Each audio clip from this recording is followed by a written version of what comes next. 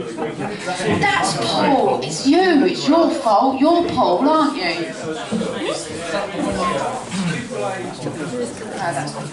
No. No. It'd be good, wouldn't it, if I do? Yeah, you take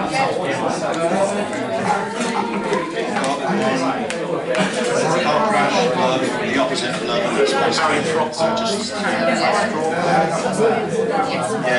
very strawberry wheat. Not fancy.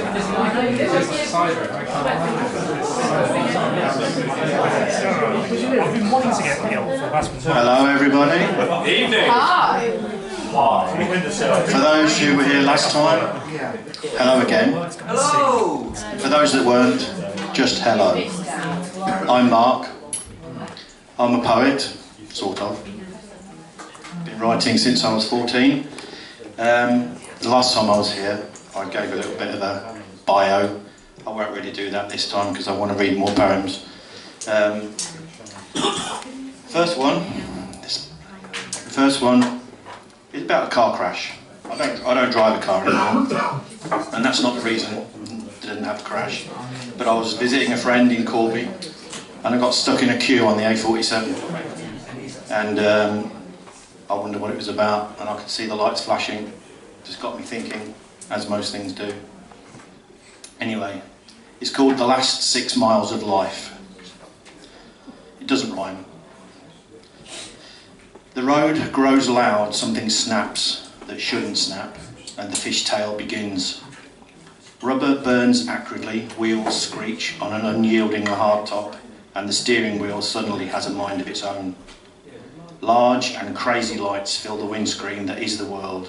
The ghosts of trees reach out for purchase, something this car has none of. Metal shrieks in twisted protest, bent at angles that should not exist. Uncoupled, set free from the chain, unlinked, riding on the buckled wheels of fate. The road screams on, or it could be all the thoughts and memories that flash through and fill the head of the occupant who is slowly untethering from life. Cracks appearing and spreading, tumbling end over fractured end, and the green comes to envelop all, then the brown, then the black. Stars, cold, and are coming to rest with whispers of smoke tendrilling upwards to lead the soul home, away from the scene of glistening death, away from the silence that descended away from the stillness, and belied the speed of how slowly we lose control. Away. Black. And then all the noise returns, the lights come back, but different ones, and voices urged to just stay calm, while bones and meat continue to smash themselves into seats and trees and mud. Released, the thread stays snap taut, the net is wide, and we are all caught. And now adrift, no solid footing on this tiny ball, no wings to climb from broken cages, no safe return to home. Red and blue and white. The colours of crashing and all that comes and ends after it. Drumming fingers on leather trim, 5 cars back, frustrated by no knowledge, saved by it, ignorant of the loss, cocooned in light, irritatingly waiting for the signal to pass by and continue on in bliss. While others clean up the lives of those lost here tonight, the ones still living, still driving, still in control, smell only clean air, the rubber all burned out, gone. Thank you.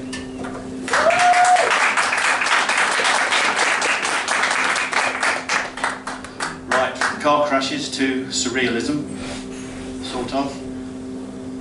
I do like to try and say as much as I can in as few words as I can, and that's kind of what I've done with the next couple of poems.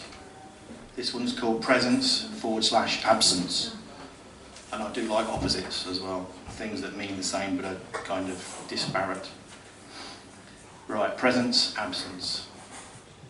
I'm standing in my own light, and you come as the night, singing, I am the shadow next to yours tonight.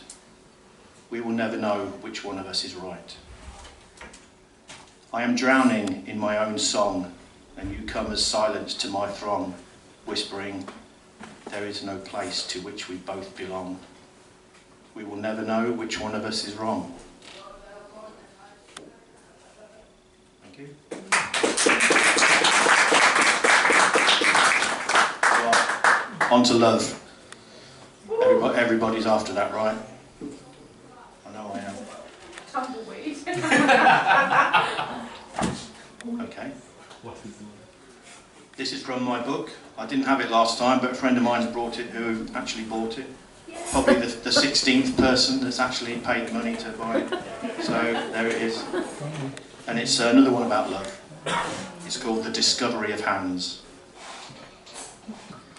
That which touched you, sent your scent racing to my heart, to my brain, along narrow corridors and close dark tunnels.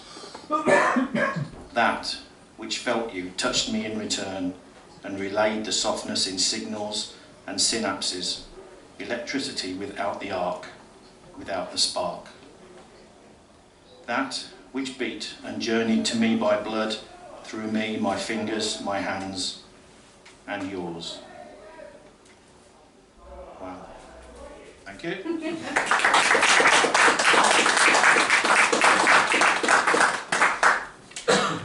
And we're still on the subject of love. I tend to write a lot about that. More out of wishful thinking than anything else. But there you go. This one's called The Professor of Falling. And it rhymes. Wow. A novelty. Your love, in silence, I did profess, but in my shyness could not confess. Now as I watch you undress, with no need further to impress, I finally can express, this night is our congress. Your smile, I fervently digress, has me hypnotised nonetheless, and as I blissfully tumesce, an invitational ingress, a love I could not hope to suppress, grows quietly to possess. Lots of S's there.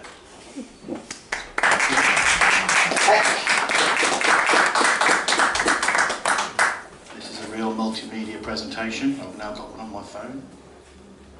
It's actually just a screenshot, but still. It's called Almost, and it's, again, about love. And when I fell, when the strings were cut and the sky stopped dancing, the land where the sea used to be glared with the sun's malevolent heat.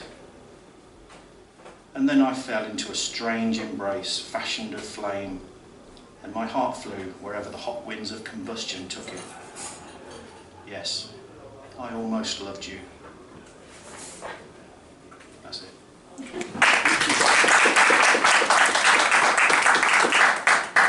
Put that back in my pocket now. Two more, Stacey, is that okay? Yeah. Yeah, cool. One more, this is another one about love, and then I promise there's no more. This one's called Displaced. So this is again. I love those words. I'm dispossessed, I must confess. Nowhere feels like home. But in your eyes are foreign skies and places I would roam. My wanderlust in which I trust, always searching for. Directionless, I must confess, to yearning for your door. My compass shows where my heart flows, to somewhere bold and new. Some new address, I must confess, for me, is there with you.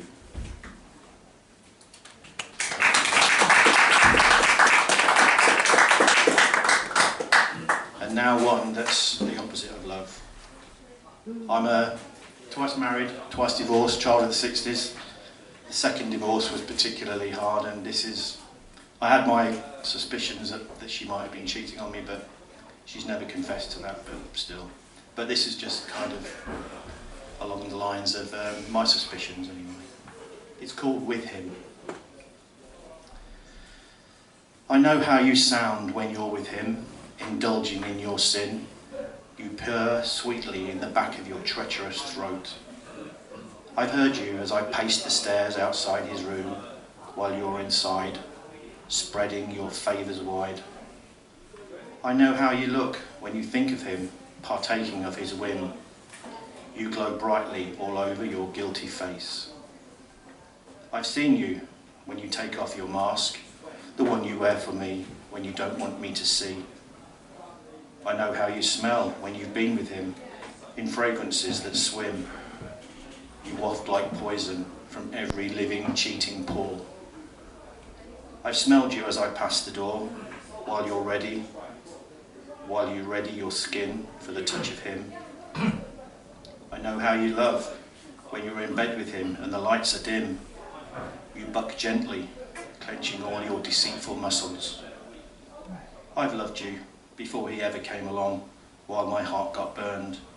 You chose new tricks to learn. I know how this ends, how you'll tire of him, pretending he's still your king. You'll lie more and lay less in that shameful bed. I've seen this before and I will again, when the walls grow too thick and the comfort makes you sick. It's what you do. Okay, oh no, sorry. Yeah, I have got one more. Yes, that's the end of that.